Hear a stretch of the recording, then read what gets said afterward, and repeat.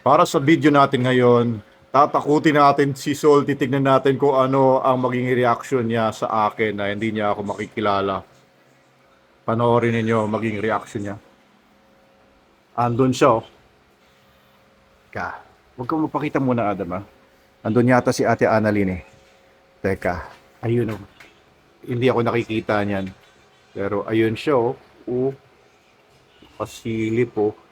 Tignan natin ang maging reaction niya. Ha? Ha?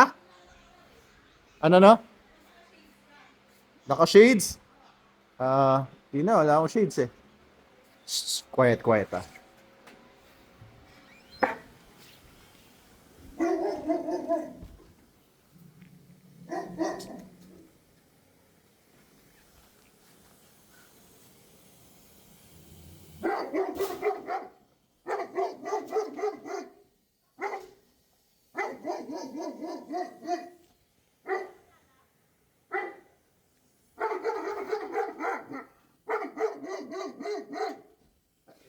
Sol! Ako to! Ako to! Ano? Bigla mo na ako nakilala. Ginawa ko na ka sa kanya isang beses yon. Tapos galit na galit, lumalabas yung sipon habang galit na galit. Ayan, nagpakita pa rin ng galit pero umaatras siya. So, kulang pa sa confidence ito.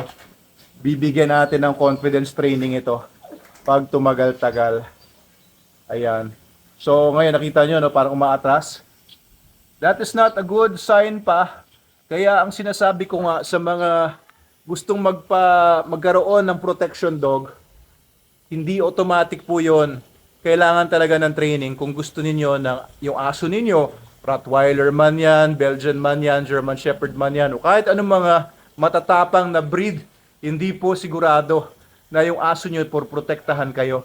Kita nyo yung reaction niya kanina, umaatras siya doon, di ba? Parang takot na takot siya.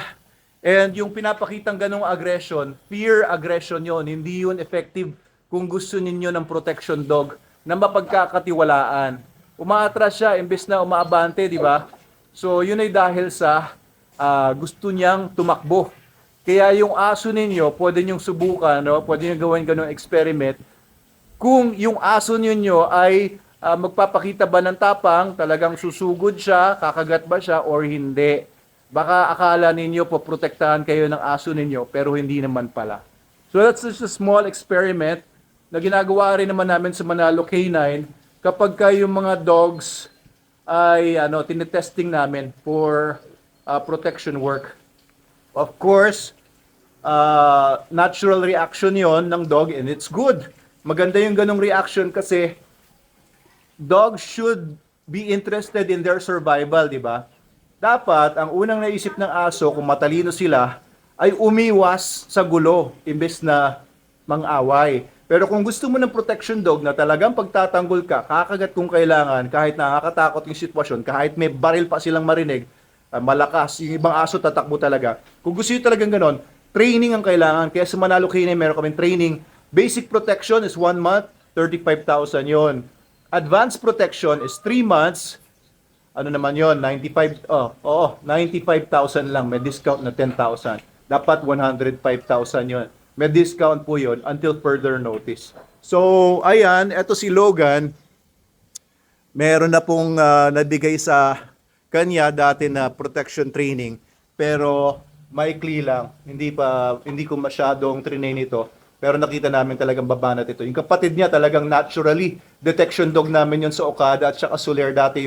Yung kapatid niya, si Victor, pero sobrang tapang talaga nung nanay at tatay, pati yung magkakapatid, naasahan ko maging matapang. Pero si Logan, binawasan ko naman ang tapang yan. Kasi at that time na, nung baby pa siya, baby pa rin, maliliit pa rin talaga yung mga anak ko. Ngayon malalaki yung mga anak ko. Si Adam ay 10 years old na rin.